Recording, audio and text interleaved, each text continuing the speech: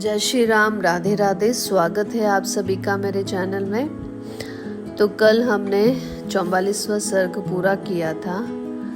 आज हम 45वां सर्ग प्रारंभ करने जा रहे हैं, तो अंत तक बने रहिए। तो श्रवण कीजिए आज का सर्ग।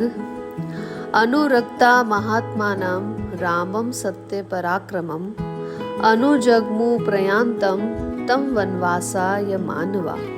अर्थात उधर सत्य पराक्रमी महात्मा श्री राम जब वन की ओर जाने लगे, उस समय उनके प्रति अनुराग रखने वाले बहुत से अयोध्यावासी मनुष्य वन में निवास करने के लिए उनके पीछे पीछे चल दिए। जिसके जल्दी लौटने की कामना की जाए, उस स्वजन को दूर तक नहीं पहुंचाना चाहिए इत्यादि रूप से बताए गए सुहृद धर्म के अनुसार जब राजा दशरथ बलपूर्वक लौटा दिए गए, तब भी जो श्री राम के रथ के पीछे पीछे लगे हुए थे, वे अयोध्यावासी अपने घर की ओर नहीं लौटे, क्योंकि अयोध्यावासी पुरुषों के लिए सद्गुण संपन्न महायशस्वी श्री राम पूर्ण चंद्रमा के समान प्रिय हो गए थे। उन प्रजाजनों ने श्री राम से घर लौट चलने के लिए बहुत प्रार्थना की, किंतु वे पिता के सत्य की रक्षा करने के लिए वन की ओर ही बढ़ते गए। वे प्रजाजनों को इस प्रकार स्नेह भरी दृष्टि से देख रहे थे, मानो नेत्रों से उन्हें पी रहे हो। उस समय श्री राम ने अपनी संतान के सम्मान प्रिय उन प्रजाजनों से स्नेह पूर्वक यह कहा, अयोध्यावासियों का मेरे प्रति जो प्रेम और आदर है, वह मेरी ही प्रसन्नता के लिए भरत के प्रति और अधिक रूप में होना चाहिए। उनका चरित्र बड़ा ही सुंदर और सबका कल्याण करने वाला है। कैकेयी का आनंद बढ़ाने वाले भरत आप लोगों का यथावत प्रिय और हित करेंगे। वे अवस्था में छोटे होने पर भी ज्ञान में बड़े हैं, पराक्रमी चित्त गुणों से संपन्न होने पर भी स्वभाव के बड़े कोमल हैं। वे आप लोगों के लिए योग्य राजा होंगे और प्रजा के भय का निवारण करेंगे। वे मुझसे भी अधिक रजोचित गुणों से युक्त हैं, इसीलिए महाराज ने उन्हें युवराज बनाने का निश्चय किया है। अतः आप लोगों को अपने स्वामी भरत की आज्ञा का सदा पालन करना चाहिए। मेरे वन में चले जाने पर महाराज दशरथ जिस प्रकार से शोक से संतप्त न होने पाए, इस बात के लिए आप लोग सदा चेष्टा रखें। मेरा प्रिय करने की इच्छा से आपको मेरी इस प्रार्थना पर अवश्य ध्यान देना चाहिए। दशरथ नंदन श्री राम ने ज्यों ज्यों धर्म का आश्रय लेने के लिए ही दृढ़ता दिखाई, त्यों त्यों प्रजाजनों के मन में उन्हीं को अपना स्वामी बनाने की इच्छा प्रबल होती गई। समस्त पुरवासी अत्यंत दीन होकर आंसू बहा रहे थे और लक्ष्मण सहित श्री राम मानो अपने गुणों में बंद कर उन्हें खींचे लिए जा रहे थे। उनमें बहुत से ब्राह्मण थे जो ज्ञान, अवस्था और तपोबल तीनों ही दृष्टियों से बड़े थे।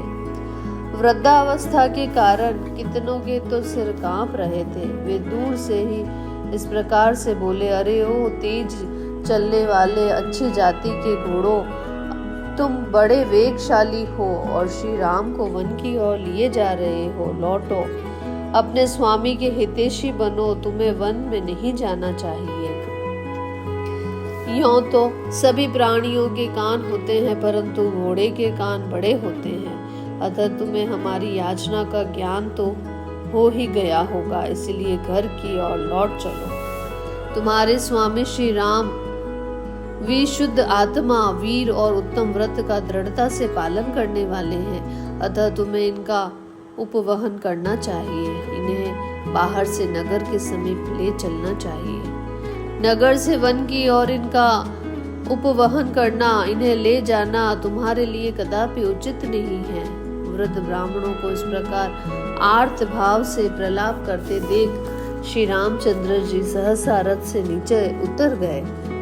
वे सीता और लक्ष्मण के साथ पैदल ही चलने लगे। ब्राह्मणों का साथ न छूटे, इसके लिए वह अपना पैर बहुत निकट रखते थे, लंबे डग से नहीं चलते थे।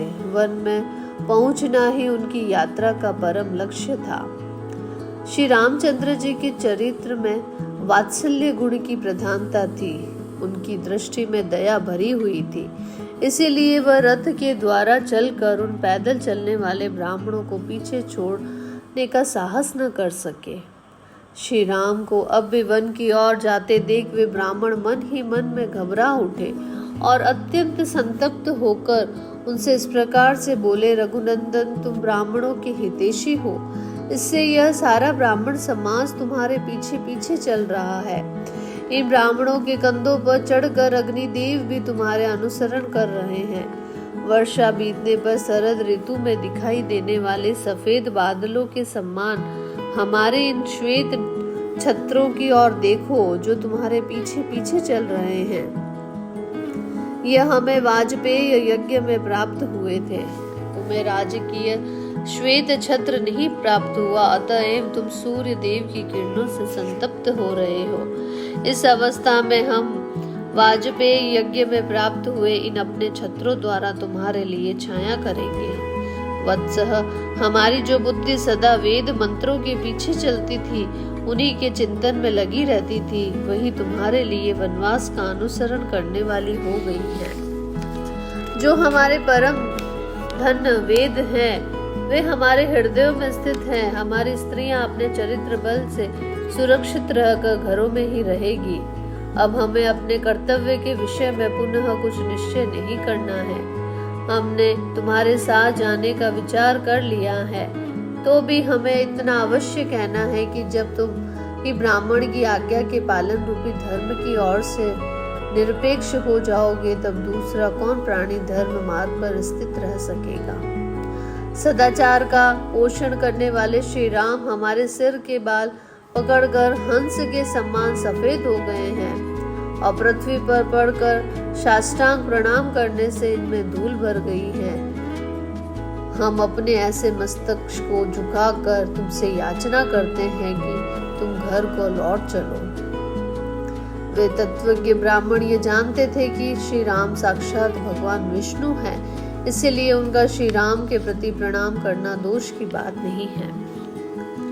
इतने पर भी जब श्री राम नहीं रुके, तब वे ब्राह्मण बोले, वत्सः, जो लोग यहाँ आए हैं, इनमें बहुत से ऐसे ब्राह्मण हैं जिन्होंने यज्ञ आरंभ कर दिया है। अब इनके यज्ञों की समाप्ति तुम्हारे लौटने पर ही निर्भर है। संसार के स्थावर और जगम सभी प्राणी तुम्हारे प्रति भक्ति रखते हैं। वे सब तुमसे लौट चलने की प्रार्थना कर रहे हैं। अपने उन भक्तों पर तुम अपना स्नेह दिखाओ। ये वृक्ष अपनी जड़ों के कारण अत्यंत वेगहीन हैं, इसी से तुम्हारे पीछे नहीं चल सकते हैं, परंतु वायु के वेग से इनमें जो सनसनाहट पैदा होती है, उनके द्वारा ये ऊंचे वृक्ष मानो तुम्हें पुकार रहे हैं, तुमसे लौट चलने की प्रार्थना कर रहे हैं। जो सब प्रकार की चेष्टा छोड़ चुके हैं, चारा चुगने के लिए भी कहीं उड़कर नहीं जाते हैं और निश्चित रूप से वृक्ष के एक स्थान पर ही खड़े रहते हैं, वे पक्षी भी तुमसे लौट चलने के लिए प्रार्थना कर रहे हैं, क्योंकि तुम समस्त प्राणियों पर कृपा करने वाले हो। इस प्रकार श्री राम से लौटने के लिए पुकार मचाते हुए उन ब्राह्मणों पर मानो कृपा करने के लिए मार्ग में तमसा नदी दिखाई दी, जो अपने तिरछी धारा से रघुनाथ जी की को रोकती हुई सी प्रतीत होती थी। वहां पहुंचने पर सुमंत्र ने भी रथ के थके हुए घोड़े को शीघ्र ही रथ से खोलकर उन सबको टहलाया, फिर पानी पिलाया, नहलाया, तत्पश्चात तमसा के निकट ही चढ़ने के लिए छोड़ दिया। इस प्रकार से अयोध्या कांड में 45वां सर्ग जो है वो पूरा होता है। आगे का सर्ग हम कल के अध्याय में प्रारंभ करेंगे, तो अवश्य ही आप श्रवण कीजिएगा। आपका दिन मंगलमय हो। धन्यवाद।